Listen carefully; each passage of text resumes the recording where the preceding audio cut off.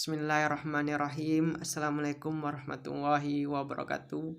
Perkenalkan, nama saya Ahmad Madani dan kawan saya An Munawaroh. Kami dari kelompok 1 ingin mempresentasikan tentang hukum Mendel 1. Baiklah, kita langsung saja kepada materi kita pada hari ini.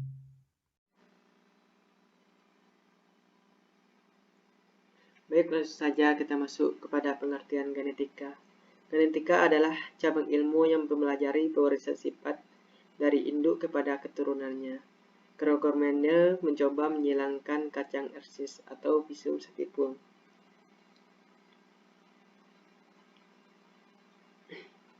Pengertian genetika ini sesuai dengan pengertian genetika yang ditemukan para ahli-ahli, yaitu genetika adalah cabang biologi yang mengacu kepada studi tentang gen.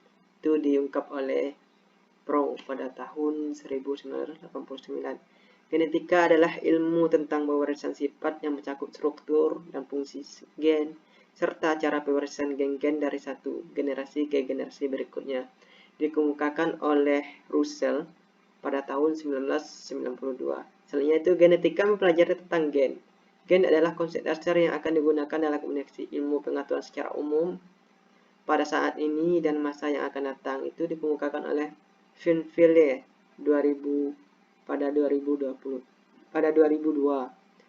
Selanjutnya itu genetika diartikan sebagai ilmu cabang biologi yang mengkaji materi genetik tentang strukturnya, reproduksinya, kerjanya atau ekspresinya, perubahan dan rekombinasinya, keberadaannya dalam populasi serta perekayasaannya. Itu dikemukakan oleh Korebina pada tahun 2010. Alasan Gregor Mendel memilih kacang Rhesus yaitu memiliki pasangan sifat beda yang mencolok. Yang kedua itu melakukan penyerbukan sendiri, mudah dilakukan penyerbukan silang, waktu yang diperlukan untuk menghasilkan keturunan cepat, dan yaitu mempunyai keturunan yang banyak.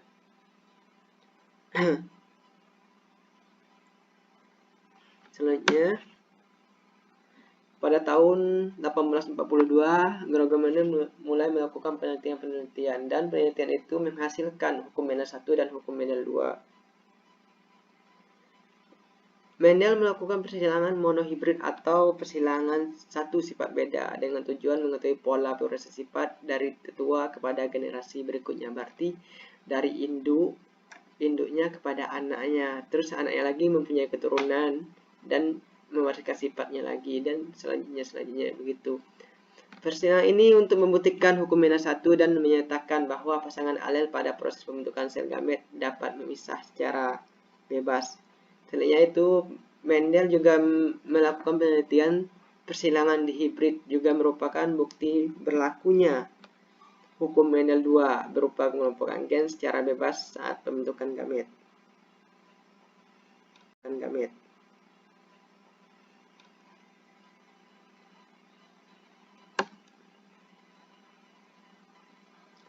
Sebenarnya itu istilah-istilah yang perlu kita ketahui dalam penelitian Gregor Mendel, yaitu huruf P ini dilambangkan atau parental dilambangkan untuk induk atau orang tuanya.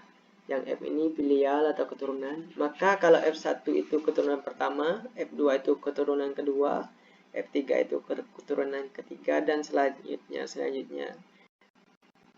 Ini simbol seperti ini menandakan kelamin jantan. Selanjutnya yang seperti ini menandakan kelamin betina. Sedangkan gen biasanya diberikan simbol huruf yang pertama dari suatu sifat. Gen yang dominan dinyatakan dengan huruf besar seperti T ini untuk simbol gen yang menentukan batang tinggi.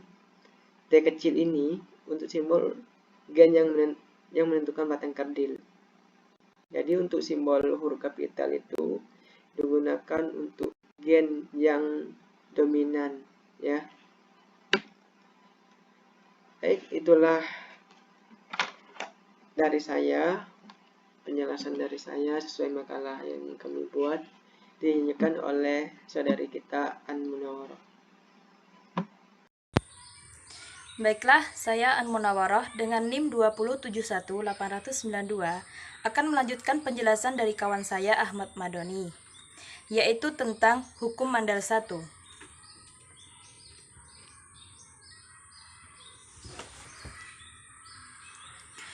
Hukum Mendel 1 disebut juga hukum segresi yang menyatakan bahwa pada waktu pembentukan gamet terjadi pemisahan alel secara acak. Sebagaimana telah dijelaskan sebelumnya, gen merupakan bagian dari DNA yang terdapat dalam kromosom. Pasangan kromosom homolog mengandung pasangan gen atau terdiri dari dua alel. Pada pembentukan gamet secara meiosis, pasangan-pasangan gen pada kromosom homolog saling berpisah atau tahap anafase. Pada akhir meiosis, setiap sel gamet yang dihasilkan hanya memiliki satu alel dari pasangan gen saja. Sebagai langkah awal dalam mempelajari persilangan monohibrida, akan dijelaskan tentang istilah-istilah yang sering digunakan dalam persilangan. A. Genotip dan fenotip. Di dalam suatu individu terdapat dua faktor penting yang saling terkait, yaitu faktor genotip dan faktor fenotip. Genotip adalah susunan genetik dari suatu sifat atau karakter individu, biasanya diberi simbol dengan huruf double atau misalnya TT, T kecil, dan TT kecil. Genotip juga dikatakan sebagai faktor pembawaan. Genotip menunjukkan sifat dasar yang tidak tampak dan bersifat menurun atau diwariskan pada keturunannya.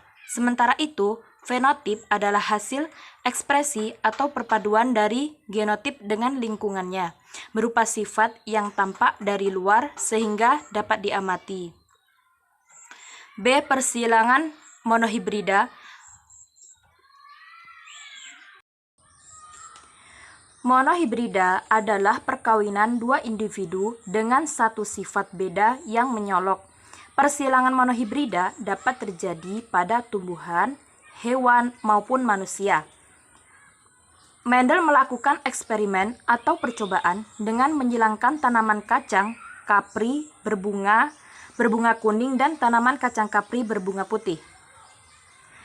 Maka generasi keturunannya F1 adalah 100% tanaman kacang kapri berbunga kuning. Namun apabila tanaman kacang kapri berbunga kuning disilangkan susunan sesamanya atau persilangan inbreeding, keturunannya menunjukkan 75% tanaman berbunga kuning dan 25% berbunga putih. Dapat dilihat pada diagram persilangan monohibrida pada tumbuhan berikut. Peristiwa terbentuknya tanaman bunga kuning dari hasil persilangan menurut Mendel adalah pada waktu pembentukan gamet betina atau ovum, alel-alel KK ini memisah menjadi K dan K, sehingga sel gamet pada tanaman berbunga kuning hanya mengandung satu macam alel, yaitu alel K saja. Sebaliknya, tanaman jantan berbunga putih bersifat homozigot resesif dan genotipnya KK. Alel ini memisah menjadi K dan K pada waktu pembentukan gamet jantan atau serbuk sari. Sehingga gamet-gamet jantan tanaman putih hanya memiliki satu macam alel K. Mungkin hanya itu yang dapat kelompok 1 sampaikan tentang hukum Mendel 1. Apabila terdapat kesalahan, kami dari kelompok 1 mohon maaf. Saya akhiri, wabillahi taufiq wal hidayah. Wassalamualaikum warahmatullahi wabarakatuh.